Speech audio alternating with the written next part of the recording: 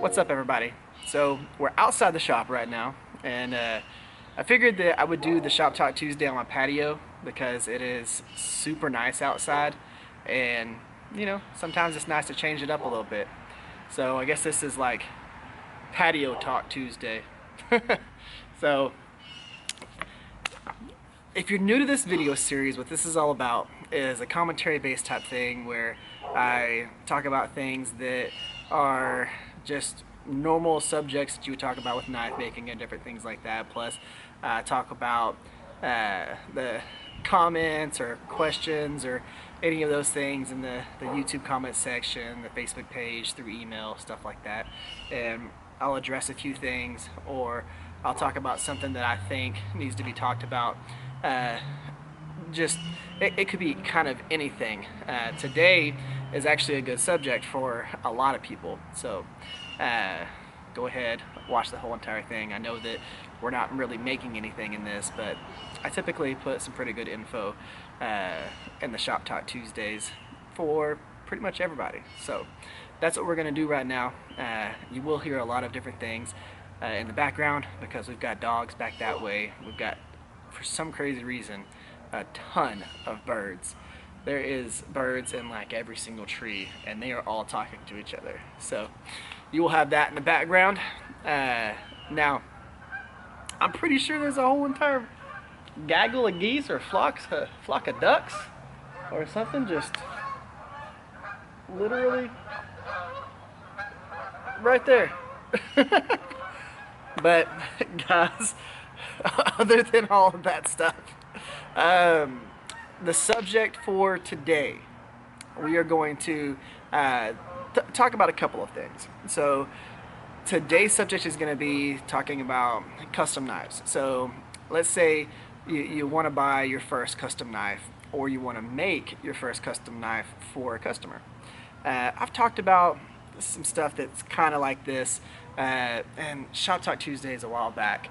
But let's say you're new to getting a custom knife and you want one, but you don't know what to look for, and you don't know how to upkeep that custom knife. Now, if you're going to, a box chain place, Walmart, Target, different things like that, there's literally a fly just like crawling on the lens right now. But there's going to be different things that you're going to see.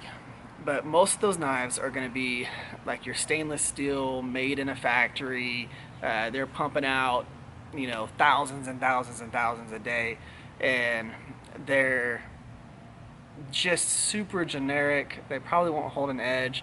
There's always the debates on whether you should do a high carbon steel 1095 knife or stainless steel knife. Most of what you're going to see in the box chain stores are going to be stainless steel knives. There's tons of different types of stainless steel out there. Most of the stuff that they're going to use is going to be inexpensive, cheap, mass-produced quality type steels. They're not going to be using any of the really high-end stuff that you would see in a custom knife. But you get what you pay for. If you spend $45 for a set of knives, you're going to get a $45 set of knives. If you spend $1,000 on a set of knives that are custom made for you, you're probably going to get $1,000 worth of knives. Like it's going to be something that's super awesome. Whether you're getting a Damascus knife set, chef's knife kit, or something like that from a person who makes those, you're going to get what you pay for on that. These are handmade items. None of them are the same unless they're making they're doing non-Damascus stuff and they're having it CNC'd, and they're doing most of that stuff by machine, which there are a lot of knife makers out there that do that now. But you're going to have a lot of knife makers that are doing them by hand. If you get a handmade knife set, those knives are unique to you. They're not going to be exactly like someone else's, because trying to replicate that as a human is not 100% possible, because everything's going to be a little bit different whenever you go to do hand grinding and all that stuff, things are going to be changed a little bit, but that's what's awesome about it.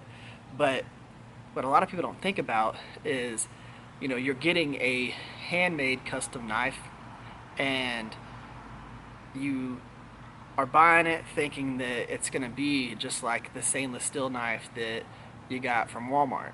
So you wash it in your dishwasher, you forget it in there overnight with water on it, and then you take it out, you wipe it off a little bit, throw it in your drawer, and you're hoping that it's gonna be amazing the next time you use it. But it's not gonna be. Let's say you bought, somebody made you a $300,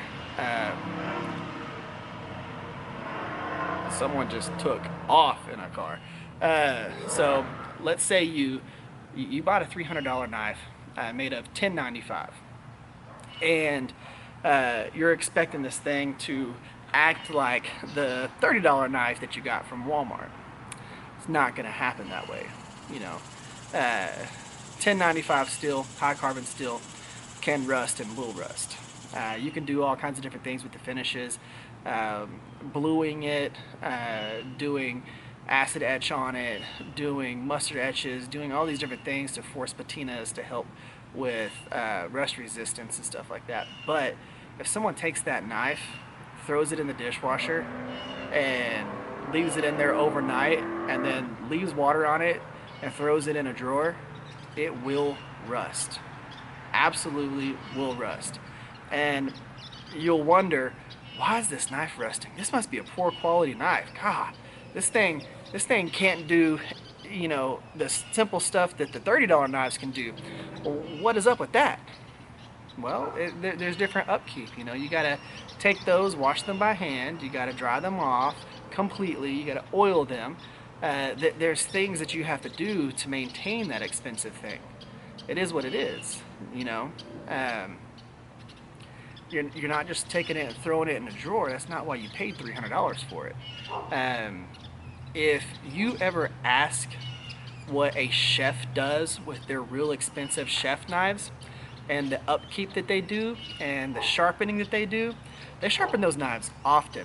They don't just go and buy a $700 chef's knife and then never sharpen it.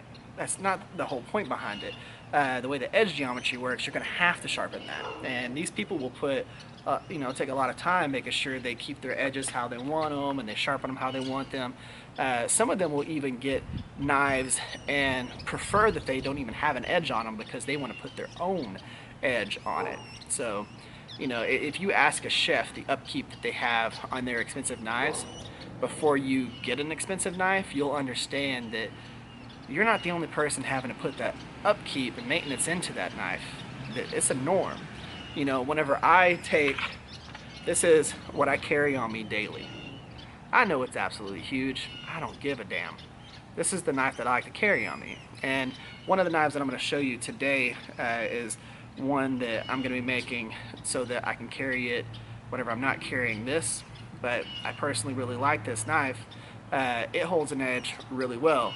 This was one that I did out of the leaf spring material.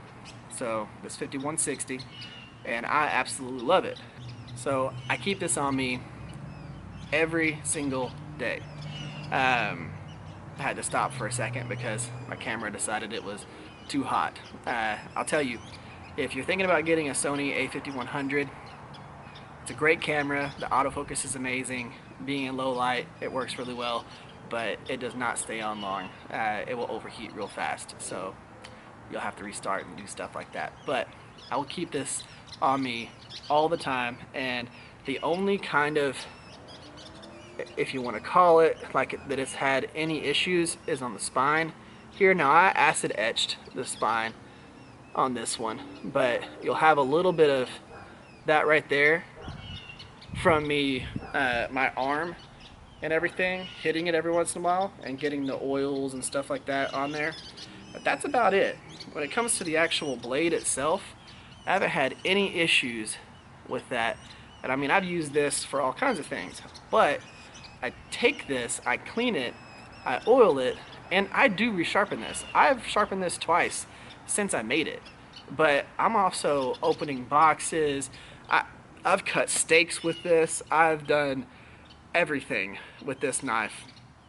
Cleaned it, oiled it. I use mineral oil on this particular one because I do cut food with this every once in a while, depending on where I'm at. It's an amazing knife, but I put the upkeep into it to make sure that I can use it on a daily basis. Again, it's absolutely huge. Not many people are going to carry a knife this big, but I do because I can. Now, again, I just want to reiterate, if you're going to get a custom knife made for you, ask your maker what type of upkeep they would suggest for that particular knife.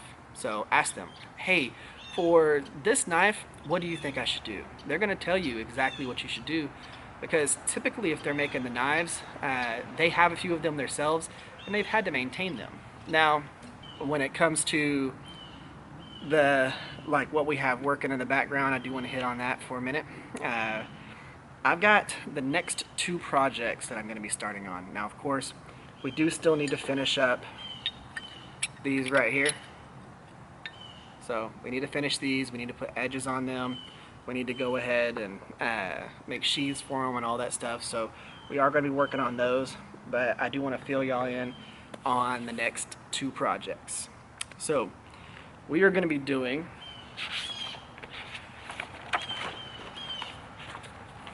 that massive guy right there. This is the next project. This is the 80 CRV2 that's 1/4 of an inch thick. We're going to be doing this big old chopper right here. A little bit of a drop point. Just a nice, huge knife. We're going to be making this one. That's the next one. That's going to be primarily stock removal. I might do some texturing or something like that. I don't know yet. But we've got that one that's going to be coming up. Then, never mind the little spots that are on it, but we are going to be doing a kukri styled EDC knife. So I have seen a few different styles of kukris that I like, and then I've seen a few EDC versions of it, and my goodness, my throat is like super dry right now. I should probably get a drink, but it is what it is. Now, I've seen a few different kukris that are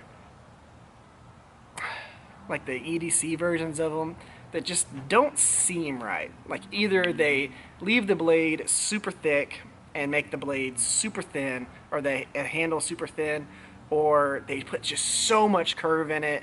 You know, a kukri doesn't really scale down very well. I tried to do it with this, with the way that the body is shaped here, how they do the recurve. I'm doing a little bit of a false edge on top here, so I am going to work on the handle a little bit more, but I want to try a kukri EDC. Now, the cool thing about that one is I'm going to forge the bulk of it. So the bend, the blade, all that stuff, I'm going to do quite a bit of forging on that knife, and then of course there will be some stock removal and stuff like that. But that one's going to be pretty interesting because the way that the recurve is on this, doing this shaping is going to be a little bit easier forging than it is getting on a grinder to do that. So I'm going to do a lot of forging on the bevels through this. This is going to be an experiment. Hopefully it turns out how it should turn out. We're going to see what happens. So that's going to be one of the projects that's going to be coming up. And I know a lot of people keep asking me to do a hidden tang. I'm going to end up doing one, and I'm only going to do it for y'all. Me personally, I'm not a fan of hidden tang knives. I like full tanged knives. I like something that you can just absolutely use and abuse. That is my personal preference when it comes to how you do your tangs on your knives. I like full tang knives. But I'm going to do a hidden tang knife for y'all. Just to show y'all that I can do it and the ways that I would do it. So we will be doing that. But again, I'm not a big fan of them. It's not my thing. Not saying there's anything wrong with them, dude. I've got friends that make some beautiful hidden tank knives, absolutely beautiful. But it's not me. Now, when it comes to the viewer's knife, and I know that this video is a long video, it is what it is. But when it comes to the viewer's knife on this, we'll go ahead and pop it up right here. There we go. So when it comes to this knife right here, there's actually a few of them. So this knife maker, this is Steve Sessoms. I think I'm saying that right. So it's right up here. He sent me pictures of a few different knives that he's made, and really awesome knives. I mean, there wasn't a bunch of information about the knives. This is more just the knives in general and a little bit about him, but really good knives. I mean, y'all tell me what y'all think about those. And I mean, when it boils down to it, so the ones that he's done, I really like the shape of them. I like the style of his aesthetics, if you want to say that. I like the different types of blade styles that he does, the handle shapes. I think that overall, I mean, some good knives. But y'all tell him what y'all think about these, and of course down in the comment section. Now, if you have not sent me any pictures of your knives that you've made, you know, you should do what he did and send me some of those pictures. Now, you can send me a picture of one knife that you've done, or you can send me a picture of a bunch of knives that you did. I would love to show them off on the channel and let people see them, and you know, let people tell you what they think about them. And so definitely send those in. I don't care if it's your first knife or your 150th knife or your 500th knife. I'd love to see it, and I'd love to be able to show it off. So email down in the description below, send it to that right there. Now, guys, that's pretty much the end of this video. Like I said, I know this has been a long video, but I wanted to spend some good time talking about the custom knives and things like that. So guys, that's the end of this one. If you haven't yet, give this video a thumbs up, share this video or a video I've done in the past that might be your favorite, and you should go down that bottom corner, hit the subscribe button so you get notified for the builds that are coming up, plus us finishing the 3 chunky knives that we did out of the files. And guys, thank y'all for coming by. Thank y'all for spending your time with me. Y'all have an amazing day. I'll catch y'all next time.